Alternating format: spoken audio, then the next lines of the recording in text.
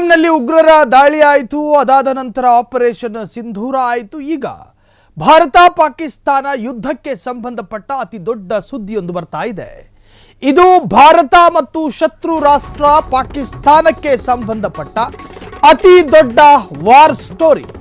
ಭಾರತ ಯುದ್ಧ ವಿಮಾನಗಳನ್ನು ಹೊಡೆದುರುಳಿಸುತ್ತಾ ಪಾಕಿಸ್ತಾನ. ಭಾರತದ ಸೇನಾ ಪಡೆಗಳ ಮುಖ್ಯಸ್ಥರ ಮಹತ್ವದ ಹೇಳಿಕೆ ಇದು.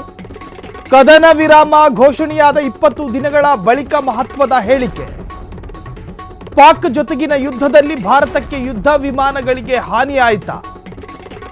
ಭಾರತ ಪಾಕ್ ಯುದ್ಧಕ್ಕೆ ಸಂಬಂಧಪಟ್ಟ ಅತಿ ದೊಡ್ಡ ರೇರ್ ನ್ಯೂಸ್ ಇದು. ಅಪರೂಪದ ಸುದ್ದಿ. ಭಾರತದ ಯುದ್ಧ ವಿಮಾನಗಳನ್ನು ಹೊಡೆದುರುಳಿಸುತ್ತಾ ಪಾಕಿಸ್ತಾನ.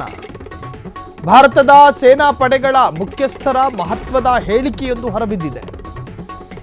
ಕದನ ವಿರಾಮ ಘೋಷಣೆಯಾದ 20 ದಿನಗಳ ಬಳಿಕ ಈ ಒಂದು ಮಹತ್ವದ ಹೇಳಿಕೆಯ ಅಪರೂಪದ ಸುದ್ದಿಯೊಂದು ಈಗ ವೈರಲ್ ಆಗ್ತಾ ಇದೆ. ಪಾಕ್ ಜೊತೆಗಿನ ಯುದ್ಧದಲ್ಲಿ ಭಾರತಕ್ಕೆ ಯುದ್ಧ ವಿಮಾನಗಳಿಗೆ ಹಾನಿಯಾಗಿತ್ತಾ? ಭಾರತ ಪಾಕ್ ಯುದ್ಧಕ್ಕೆ ಸಂಬಂಧಪಟ್ಟ ಅತಿ ದೊಡ್ಡ ಸುದ್ದಿ. ಭಾರತದ ಯುದ್ಧ ವಿಮಾನಗಳನ್ನು ಹೊಡೆದುರುಳಿಸಿತ್ತಾ, ಅಂದರೆ ಹೊಡೆದಾಕಿತ್ತ ಪಾಕಿಸ್ತಾನ ಅಂತ. ಭಾರತದ ಸೇನಾ ಪಡೆಗಳ ಮುಖ್ಯಸ್ಥರ ಮಹತ್ವದ ಹೇಳಿಕೆ. ಈ ಹಿಂದೆ ಎಂದೂ ಕೂಡ ಈ ಹೇಳಿಕೆಯ ಸಾಲುಗಳು ವೈರಲ್ ರಿವೀಲ್ ಆಗಿರಲಿಲ್ಲ. ಸೊ ಮಹತ್ವದ ಸಭೆಯಾಗಿದೆ. ಈಗ ಈ ಸಂದರ್ಭದಲ್ಲಿ ಈ ಒಂದು ಹೇಳಿಕೆ ಚರ್ಚೆಯಾಗ್ತಾ ಇದೆ. ಸೊ ಮಹತ್ವದ ಸಭೆಯಲ್ಲಿ ಈ ತರಹದ್ದೊಂದು ಹೇಳಿಕೆ ಈಗ ಬಹಳಷ್ಟು ಚರ್ಚೆಗೆ ಕಾರಣವಾಗಿದೆ. ಭಾರತ ಮತ್ತು ಪಾಕ್ ಯುದ್ಧಕ್ಕೆ ಸಂಬಂಧಪಟ್ಟ ಹಾಗೆ ಕದನ ವಿರಾಮವನ್ನು ಪಾಕಿಸ್ತಾನ ಉಲ್ಲಂಘನೆ ಮಾಡಿದ 20 ದಿವಸಗಳ ಒಳಗಾಗಿ ಈ ತರಹದ್ದೊಂದು ಹೇಳಿಕೆ ಈಗ ಬಹಳ ಚರ್ಚೆಗೆ ಕಾರಣವಾಗಿದೆ.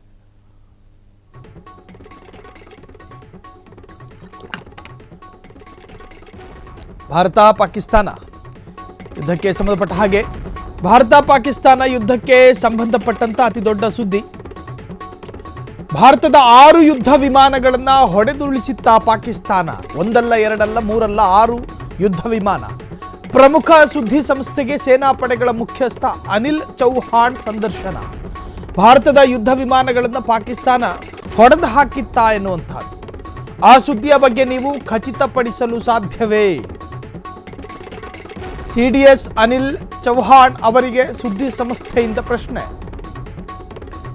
ಯುದ್ಧ ವಿಮಾನವನ್ನ ಹೊಡೆದುರುಳಿಸಲಾಯಿತು ಎನ್ನುವುದು ಮುಖ್ಯ ಅಲ್ಲ, ಯಾಕೆ ಈ ಯುದ್ಧ ವಿಮಾನಗಳನ್ನು ಹೊಡೆದುರುಳಿಸಲಾಯಿತು ಎನ್ನುವುದು ಮುಖ್ಯ. ನಾವು ಮಾಡಿದ ರಣತಂತ್ರದ ತಪ್ಪುಗಳನ್ನು ಅರ್ಥ ಮಾಡಿಕೊಳ್ಳಲು ಸಾಧ್ಯವಾಯಿತು. ಆ ಬಳಿಕ ಆ ತಪ್ಪುಗಳನ್ನು ಪತ್ತೆ ಹಚ್ಚಿ ಸರಿಪಡಿಸಿ ಪರಿಹಾರ ಕಂಡುಕೊಳ್ಳಲಾಯಿತು. ಇದಾದ 2 ದಿನಗಳ ಬಳಿಕ ನಾವು ಅದೇ ರಣತಂತ್ರವನ್ನ ಜಾರಿಗೊಳಿಸಿದ್ವಿ. ಮತ್ತೆ ನಮ್ಮ ಯುದ್ಧ ವಿಮಾನಗಳನ್ನು ಕಳುಹಿಸಿ ಟಾರ್ಗೆಟ್ ಮಾಡಿದ್ವಿ. ಸಿಂಗಾಪುರದಲ್ಲಿ ನೀಡಿದ ಸಂದರ್ಶನದಲ್ಲಿ ಸೇನಾ ಪಡೆಗಳ ಮುಖ್ಯಸ್ಥ ಅನಿಲ್ ಚೌಹಾಣ್ ಪ್ರತಿಕ್ರಿಯೆಯನ್ನ ಮಾಡಿದ್ದಾರೆ. ಹಾಗಾದರೆ ಭಾರತದ 6 ಯುದ್ಧ ವಿಮಾನಗಳನ್ನು ಹೊಡೆದುರುಳಿಸಲಾಯಿತು ಎಂದು ಪಾಕಿಸ್ತಾನ ಹೇಳಿಕೊಂಡಿದೆ. ಪಾಕಿಸ್ತಾನದ ಆ ಹೇಳಿಕೆ ಸರಿಯೇ? ಸಿಡಿಎಸ್ ಅನಿಲ್ ಚೌಹಾಣ್ನ ಪ್ರಶ್ನೆ. ಅದು ಸರಿಯಲ್ಲ, ಆ ಮಾಹಿತಿಗಳು ಮುಖ್ಯವಲ್ಲ. ಮುಖ್ಯ ಏನೆಂದರೆ ಯಾಕೆ ಆ ಯುದ್ಧ ವಿಮಾನಗಳನ್ನು ಹೊಡೆದುರುಳಿಸಲಾಯಿತು ಎನ್ನುವುದು.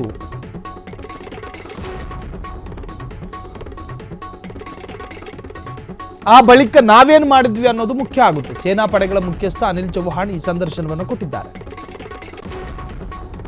ಇದೇ ಮೊದಲ ಬಾರಿಗೆ ಭಾರತದ ಯುದ್ಧ ವಿಮಾನಗಳ ಪತನದ ಬಗ್ಗೆ ಒಪ್ಪಿಕೊಂಡ ಸೇನಾ ಪಡೆ. ಭಾರತದ ರಫೇಲ್ ಯುದ್ಧ ವಿಮಾನಗಳನ್ನು ಹೊಡೆದುರುಳಿಸಿದ್ದಕ್ಕಾಗಿ ಪಾಕ್ ಹೇಳಿಕೊಂಡಿದೆ.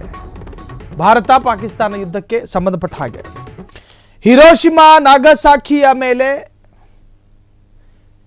ಅತ್ಯಂತ ಪರಿಣಾಮಕಾರಿಯಾದಂತಹ ಬಾಂಬ್ ಹಾಕಲಾಯಿತು ಅನ್ನುವಂತಹ ಕಾರಣಕ್ಕೋಸ್ಕರ ಅಮೆರಿಕ ಮಾಡಿದ್ದು ದೊಡ್ಡ ಸಾಧನೆ ಅಂತ ಹೇಳಲಾಗುತ್ತಾ?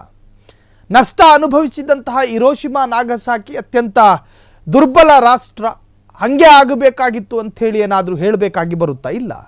ಸೊ ಇಲ್ಲಿ ಭಾರತ ಮತ್ತು ಪಾಕಿಸ್ತಾನ ಯುದ್ಧದ ಸಂದರ್ಭದಲ್ಲಿ ಭಾರತದ 6 ಯುದ್ಧ ವಿಮಾನಗಳಿಗೆ ಹಾನಿಯಾಗಿದೆ ಎನ್ನುವಂಥ ವಿಚಾರ. ಆ ವಿಚಾರ ನಿಜಕ್ಕೂ ಕೂಡ ಇನ್ನೂ ಕೂಡ ಅತ್ಯಂತ ಸ್ಪಷ್ಟವಾಗೇನು ಅದರ ಖಚಿತತೆ ಇನ್ನೂ ಅರ್ಥ ಆಗ್ತಾ ಇಲ್ಲ.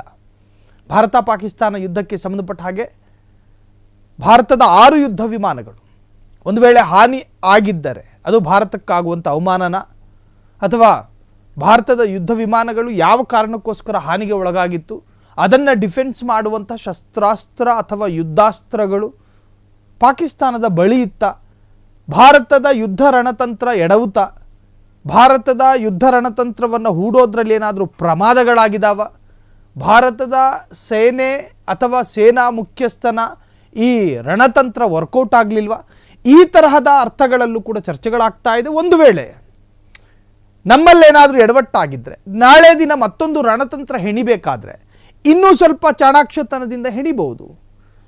ಪಾಕಿಸ್ತಾನ ಯಾವುದರಲ್ಲಿ ಪ್ರಬಲವಾಗಿದೆ, ಯಾವುದರಲ್ಲಿ ದುರ್ಬಲವಾಗಿದೆ ಎಲ್ಲವೂ ಕೂಡ ಭಾರತಕ್ಕೆ ಗೊತ್ತೇ ಇದೆ. ಆದರೂ ಕೂಡ ಕೆಲವೊಮ್ಮೆ ಯುದ್ಧ ಕಾಲಘಟ್ಟದಲ್ಲಿ ಹಾನಿ ಲಾಭಗಳ ಚರ್ಚೆಗಳಾದಾಗ ಸೊ ಅವರ ವೀಕ್ನೆಸ್ಸು ಮತ್ತು ಅವರ ಪ್ರಬಲತೆ ನಮ್ಮಲ್ಲಿ ಗೊತ್ತಿದ್ದರೆ ಯುದ್ಧ ತಂತ್ರವನ್ನು ಮತ್ತಷ್ಟು ಪ್ರಬುದ್ಧವಾಗಿ ರೂಪಿಸಬಹುದು.